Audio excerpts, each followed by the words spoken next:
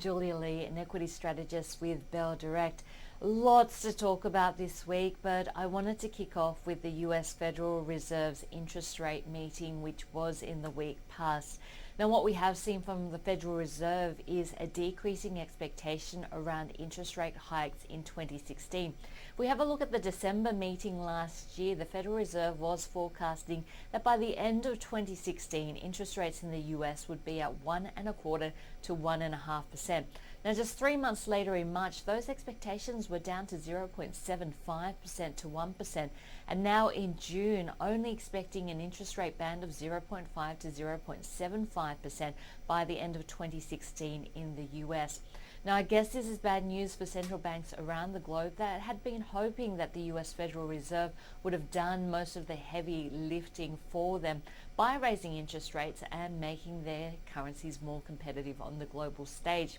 But with the Federal Reserve now unlikely to raise interest rates aggressively in the short term, it looks like central banks around the globe may be under pressure once again to cut interest rates to make their currencies more competitive. This, of course, combined with the uncertainty around a Brexit, has caused absolute chaos in bond markets around the globe, where we have seen the 10-year German bond yields in negative territory. We've also seen the Australian 10-year government bond yields at the lowest ever, below 2% this week. So there's been a lot of movement in terms of asset prices, but the clear focus of the markets in the short term is Brexit. And essentially what we've been seeing is a buying into safety. That's government bonds, that's things like gold, and of course selling out of equities this week. We have a look at Brexit and I guess the Australian stocks that are the most affected. Richard Coppelson in his report detailing some of those stocks which are highly exposed to the UK Eurozone area.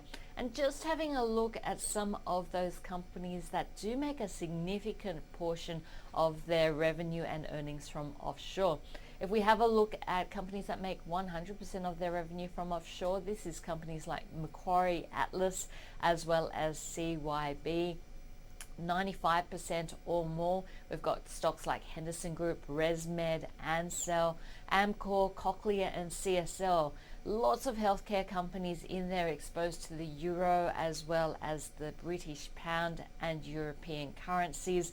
And that's why you've seen the healthcare space pretty heavily sold off this week, even though it tends to be a defensive sector that outperforms in times of volatility. We certainly haven't seen that this week.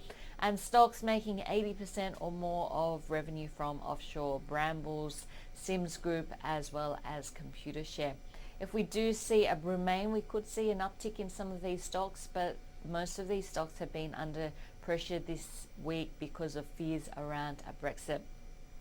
We've seen Goldman's talking about the impact that we may see on currencies and detailing, what's happened in the past, looking at what happened during Lehman Brothers, as well as the Scottish referendum and also Black Wednesday in 1992, the event where George Soros is said to have broken the Bank of England.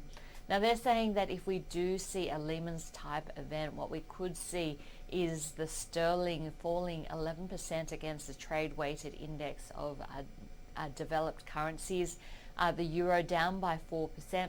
On the flip side, we would see an uptick in safe haven currencies like the Japanese yen, which would rise by 14%, the Swiss franc, which would rise by 8%, and the Norwegian krone, which would rise by 3%.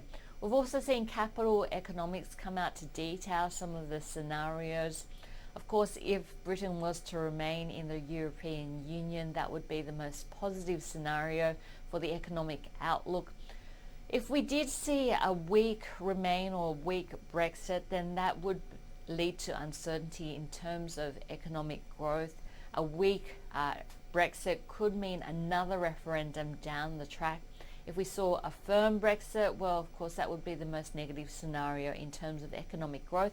However, we could see some policy measures such as a decrease in interest rates and quantitative easing help to cushion the blow. So no doubt there will be more and more focus on this as we come up to the Brexit vote on the 23rd of June. The results will be revealed on Friday the 24th of June, and the Australian market, one of the first markets to open and react to the news. So no doubt it will be a pretty big day on Asian markets on Friday the 24th of June. Just quickly having a look at a Macquarie note out on property trusts. They still have an underperform on Essentia as well as Vicinity, but their preference in the property trust area remains Westfield, Goodman Group, Mirvac, Lendlease, Charter Hall as well as Dexus. They've also focused in on some of the retailers where they have a neutral on Myer and Harvey Norman, an outperform on Metcash and Wesfarmers, but an underperform on Woolworths.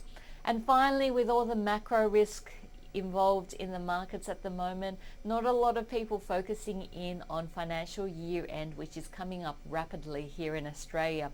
But the fact is we are seeing some heavy movements related to financial year end as well, especially in the financial space, where we are seeing the financial sector in the month to date so far down by a massive 7%. And that's because in the financial year to date, it's been one of the worst performers, being down by 16%. And I guess this financial year has been an unusual one because it has been the big blue chip companies that have underperformed. In fact, if we have a look at the top 20, we've seen that those stocks down by 14% in the financial year to date so far. That's compared to the benchmark 200 index, which is down 6%, the mid-cap 50 index, which is actually up by 12%, and the small ordinaries index, which has also seen a rise of 9%. So as you can see, the heaviest selling is probably going to be in the blue chip stocks coming up to year end. And if we have a look at some of the big losses financial year to date in the top 20, these include BHP Billiton down 32%, Woodside Petroleum down 25%, and ANZ down 28%. So just keeping an eye on those movements in the blue chip stocks, and no doubt that they'll be heavily sold off ahead of year end related to some tax selling movements. So that's it from me this week. It's going to be an absolutely huge week with that Brexit vote on the 23rd of June.